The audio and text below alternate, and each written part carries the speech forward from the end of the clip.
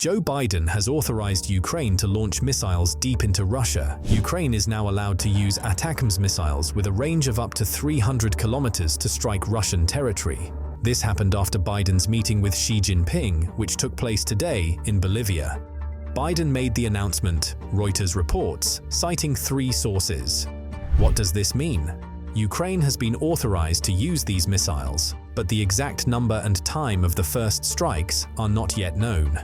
At the same time, the New York Times reports that Ukraine already has targets ready to strike, and the Ukrainian General Staff knows how to proceed. Ukraine has been asking for this authorization for over a year and a half. During this time, Ukrainians have lost many lives and infrastructure. However, when Biden realized that his term was coming to an end, he decided to take an important step.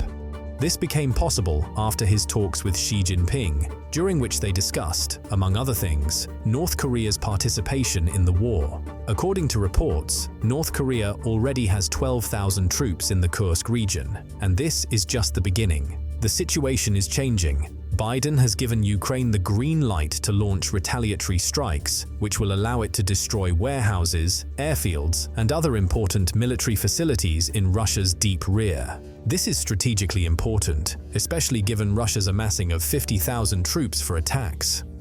What is important to understand? Biden has been in office for the last month. After Trump comes in, this authorization may be cancelled, but this also has its own strategy. Why? Because Trump, who is now trying to drive Ukraine into a dead end with Musk and his advisors, will not be able to quickly change Biden's decision.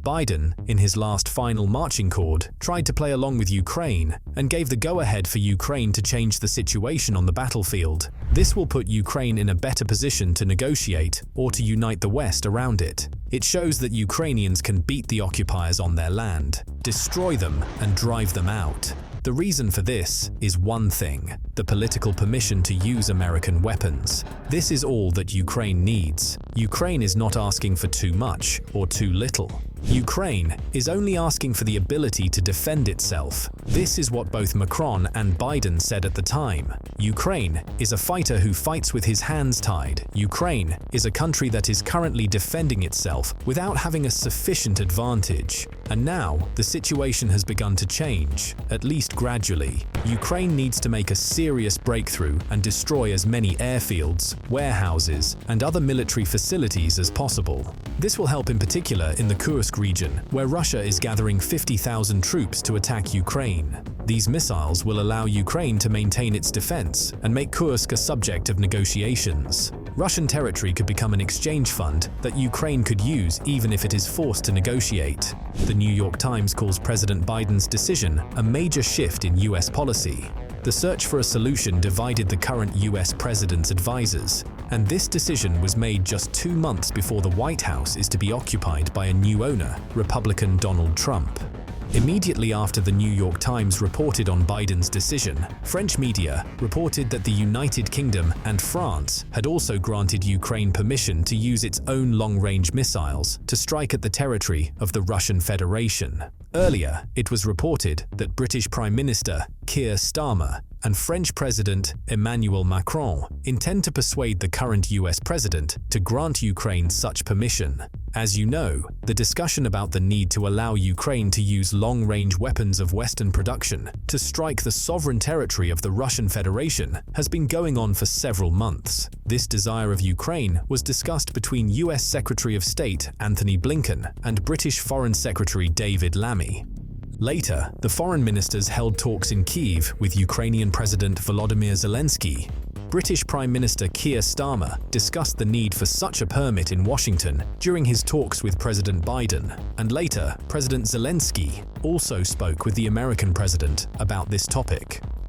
However, each time the administration apparently did not make a decision, its representatives emphasized that even if a decision was made, it would not be officially announced. But now it is President Biden's final decision. By and large, this situation can indeed change the entire course of hostilities to a certain extent, reduce the arsenals of the Russian Federation, which it is now using in its offensive against Ukrainian positions. This also, paradoxically, strengthens the position of the new US President Donald Trump if he decides to start negotiations with Russian President Vladimir Putin to end the Russian-Ukrainian war, as Trump repeatedly promised during his election campaign and after being elected president. It is absolutely clear, and this became clear once again after German Chancellor Olaf Scholz's telephone conversation with Russian President Vladimir Putin, that the Russian leader understands only the language of force. If he agrees to freeze the Russian-Ukrainian war, it will be only because he realizes the danger that exists, if not for his economy, then for his troops, if Ukraine uses modern Western weapons more intensively to destroy the Russian military and arsenals on the territory of the Russian Federation.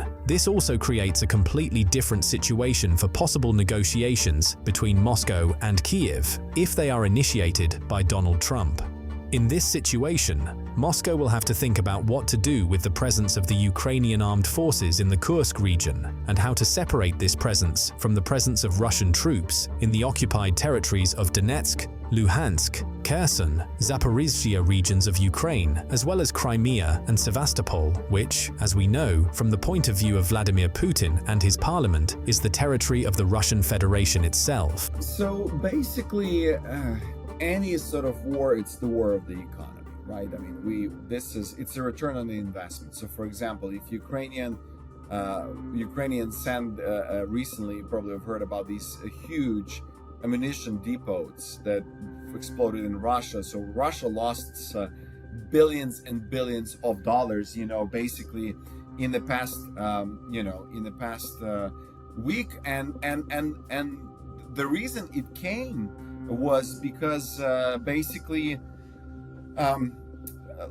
Ukraine sent drones worth of $10,000 or $20,000 or $100,000, and they destroyed billions of dollars worth of ammunition. So that's the kind of return on investment we're talking about now. When Russia targets Ukraine, they, for example, targeted one of the major producers of electricity, a plant that would be considered worth about $1 billion. They sent some heavy rockets that cost tens of millions of dollars, but you spend tens of millions of dollars, and in return you were able to destroy $1 billion. And Ukraine needs to renew that energy, and so the resources will be going into that instead of for military purposes. So that is one thing. It's an economy, right? As you pointed it out, rightfully so, it is an economic question. And the question is, where is the good return on investment? Now, the stupid investments, and something that Russia has been doing, is like hitting literally random civilian targets that don't have a significant strategic or economic value.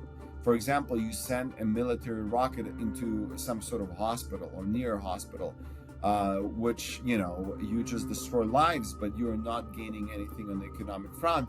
And that is done to intimidate the population. It's a very simple tactic that is, done. It's a war crime. It's a horrific thing to do. And Russia usually does double tapping. When they will send a rocket, then you have police and firefighters and medical workers come on site, and then they send another rocket. And so you kill civilians, and you have more casualties, and the civilians and Ukrainian people get more fatigued, and they're like, well, forcing the government, stop this war at any cost. Well, it doesn't work. Really, it didn't work so far. The Ukrainian population and morale is very high. They're not willing to cede. And in fact, right now, Zelensky, the president of Ukraine, is sort of is captive of his own people. He cannot, even if the negotiations were, if somebody was pushing him to negotiate, he cannot, because people don't want to. Ukrainian people are the driving force for the even behavior of the president of Ukraine. And because they've lost so much, because Russia has been bombing them, and they got used to it. They got used to live in the middle of the war, in the middle of these horrific crimes. And they're like, well, no peace until you get out of this and pay for everything you have done. So it serves multiple purposes. And some of these purposes kind of make sense, as I said, and some of them just don't make sense. Therefore, a very difficult situation may indeed be created for Putin. Thank you, friends. Subscribe to the channel to stay up to date with the latest developments. This video was prepared by Hustler. See you soon.